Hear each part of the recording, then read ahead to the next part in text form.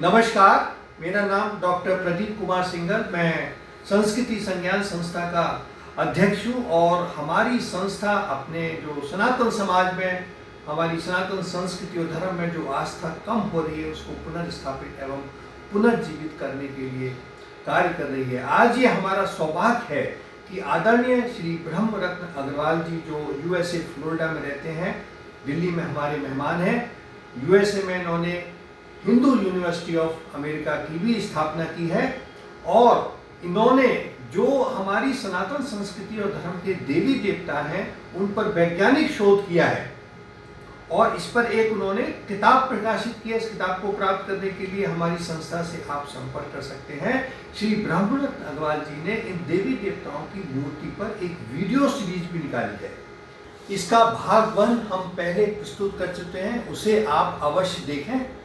आज हम इसका भाग 2 प्रस्तुत करने जा रहे हैं। इस वीडियो को आप पूरा देखें, इस चैनल को सब्सक्राइब करें, लाइक करें और आपसे हमारा सविनय अनुरोध है कि इसको अधिक से अधिक शेयर करें सनातन संस्कृति के उत्थान के लिए। नमस्ते का अर्थ जब मैंने बताया, दे वर वेरी सरप्राइज्ड कि I am looking at you as divine, तो how can anybody have a purpose. उससे ये बुकलेट लिखने का और तो फिर इसमें रिसर्च की तो जो चिन्मय मिशन के पास काफ़ी सारा लिटरेचर था और कई जगहों पे जो लिटरेचर था उससे फिर ये हमने बुकलेट निकाली। और उस समय भी फॉर्चुनेटली एक पब्लिशर यहाँ का दिल्ली का मुझे उधर ऑरलैंडो आया हुआ था, तो उससे मुलाकात हो गई। तो उसको जब मैंने ये चीज़ें बताई तो उसने कहा फिर आप इसका why don't you write down and booklet बना दो। मैं क्या, मुझे तो पता नहीं कैसे बनानी है। तो पब्लिशर कहता है कि I will help you, you give me the literature and I will make a booklet. तो वहाँ से ये काम शुरू हुआ। तो फिर ये सबसे पहले हम किसकी पूजा करते हैं, कोई होता है, कोई शादी होती है, कोई भी पूजा होती है, सबसे पहले हम पूजा करते हैं गणेश की। तो गणेश का मतलब क्या है, वाई गणेश? तो पता लगा कि गणेश का जो है कहानी तो हम सबको पता है कि भी कैसे पार्वती ने उसको क्रिएट किया और शिव जी ने उसका गला काट दिया। और फिर प्रश्न आते हैं कि शिव जी को पता नहीं था ये मेरा बेटा है, लेकिन जब पता लगा तो फिर वही गला जो काटा था वापस क्यों नहीं डाल दिया? एक इनोसेंट हाथी का सिर क्यों काट दिया? तो इस तरह से बहुत सारे प्रश्न आते हैं। तो इसका पर्पस क्या है? तो पर्पस ये है कि ये इसको अब बताया जाए, आर्ट ऑफ लिविंग, जीने की कला सिखाने के लिए ये पिक्चर जो है इनफ है, सब कुछ इसमें आ जाता है। तो सबसे पहले हम देखें कि सबसे बड़ा सिर किसका होता है? सबसे पहले कोई भी पूजा होती है, कोई वेडिंग होती है, तो सबसे पहले किसकी पूजा होती है? गणेश जी की। कोई इनविटेशन आता है तो उसके ऊपर गणेश जी की पिक्चर होती है। तो मैं पुजारियों को पूछता हूँ कि भाई ये गणेश का अर्थ क्या है, ये हाथी का सिर क्यों लगा है? तो unfortunately what I discovered is कि किसी भी इधर इंडिया में मैंने देखा, बिरला मंदिर में गोरे टूरिस्ट आते हैं और बिरला मंदिर में जाते हैं और वो पूछते हैं सवाल, तो उनको एक्सप्लेन कौन करता है कि ये क्या है, मूर्ति है? द ड्राइवर जो उसको लेके आता है। पुजारी को कुछ पता नहीं, पुजारी तो अपना बैठा है चिरनामत देने के लिए। उधर नैरोबी में मैं गया, तो नैरोबी अफ्रीका में, तो वहाँ पे एक ग्रुप आया, तो वो हिंदू धर्म के बारे में पूछने लगा। तो पुजारी ने बताया, मैं सुबह हम भगवान को जगाते हैं, उसको खिलाते हैं, नहलाते हैं, फिर 12 बजे सुला देते हैं, 4 बजे फिर उठाते हैं। तो मेरी तरफ देखने लगे कि ये क्या। मैंने उनको पूछा कि भाई क्या समझ में आई बात? कहते हमको तो कुछ समझ नहीं आता है, तो मजाक की बात होगी कि हम भगवान को जगाते हैं, मतलब सोया हुआ था और फिर सुला देते हैं। तो इस तरह के बहुत सारे इंसिडेंट्स मेरी लाइफ में हुए। एक्चुअली तो इवेंचुअली बाद में तो एक इमाम मिल गया किसी कॉन्फ्रेंस के बाद।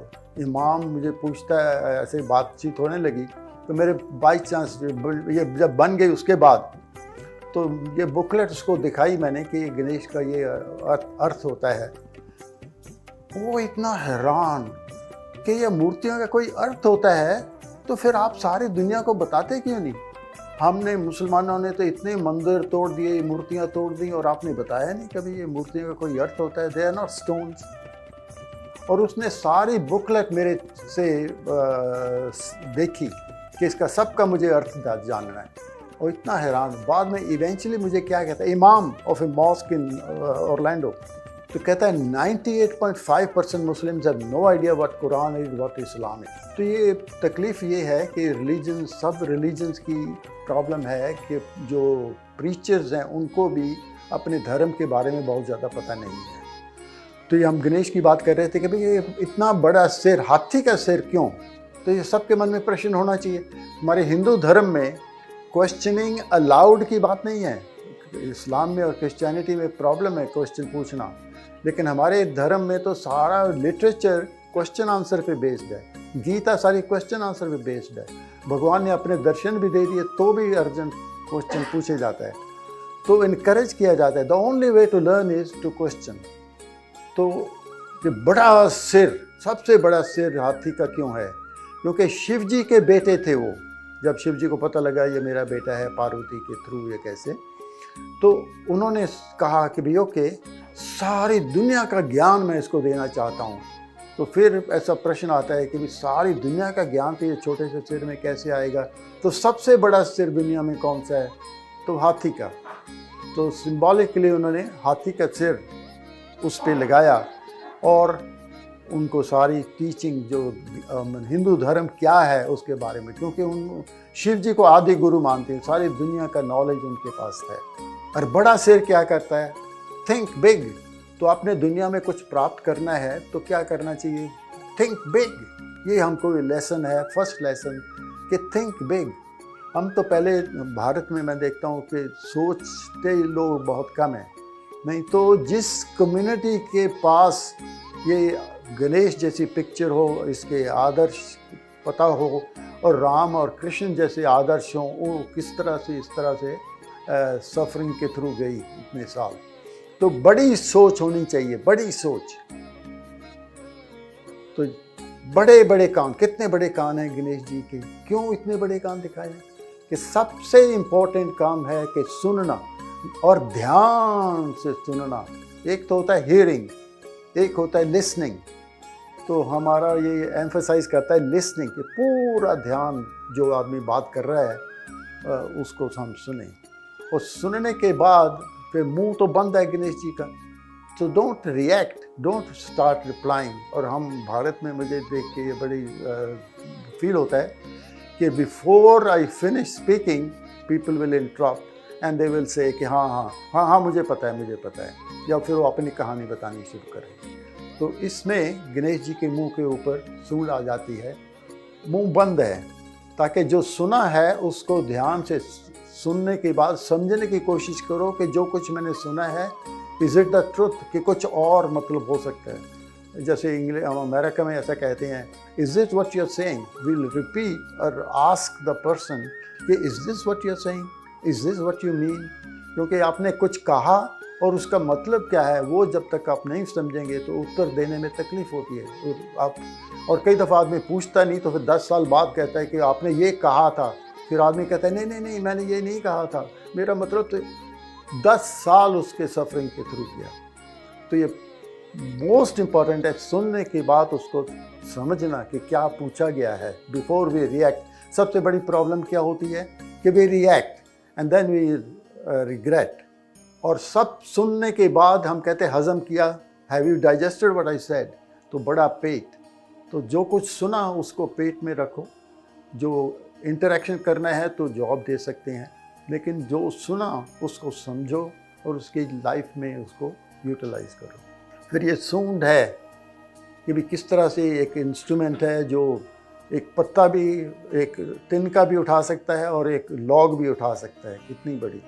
और ये सूंघ, दूर से सूंघ लेता है कि क्या हो रहा है, क्या होने वाला है। तो ये इंटेलेक्ट का प्रतीक है।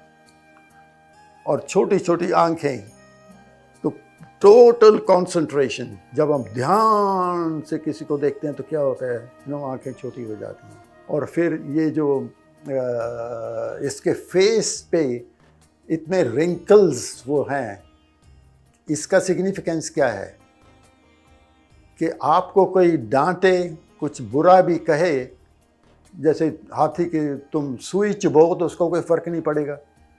तो कोई भी आपको डांटता है तो you don't get upset, don't get annoyed, आपको कुछ फील नहीं होगा। और अगर आपको बटर लगाए, जैसे लेडीज़ कई थोड़ा तकलीफ़ में आ जाती हैं, उनको लड़के बटर लगाते हैं, oh my God you are so intelligent, you are so beautiful, तो लोग वो सच मान लेती हैं कि हाँ ये सच्ची बात कह रहे हैं। तो कोई बटर लगाए, फ्लैटर करे या कोई क्रिटिसाइज़ करे तो हमको कोई उसका फ़र्क नहीं पड़ना चाहिए। और फिर एक दांत टूटा हुआ है, एक साबित है। तो इसकी स्टोरी तो ये है कि वो गणेश जी कहानी वेद व्यास की कथा लिख रहे थे और उनका पेन टूट गया, तो उसने कहा था कि ब्रेक नहीं होनी चाहिए, तो उन्होंने अपना दांत तोड़ के उससे लिखना शुरू किया।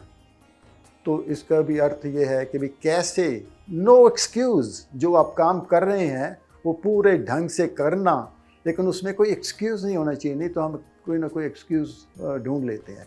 अब जैसे एक आदमी मैं उधर फैक्ट्री में गया, उसने पूछा कि यहाँ पे कितने लोग काम करते हैं, कहता है 50%। What does that mean? कि हम काम तो करते हैं लेकिन हमारा दिमाग जो है घूमता रहता है इधर उधर, मन हमारा घूमता रहता है। तो जो प्रोडक्शन है, हम अगर आप घर में या किसी में एम्प्लॉय करना चाहें लोगों को, तो हम क्या चाहेंगे कि पूरे ध्यान से वो काम करें। तो दैट्स व्हाट ही सेड, 50%, मतलब प्रोडक्शन जो होती है वो 50% ही होती है, तो पूरे ध्यान से काम करना। तो फिर दूसरा ये इसका अर्थ है तो डिस्टिंग्विश, ये जैसे इंटेलेक्ट बीच में से जा रही है, तो distinguish between right and wrong, good and bad.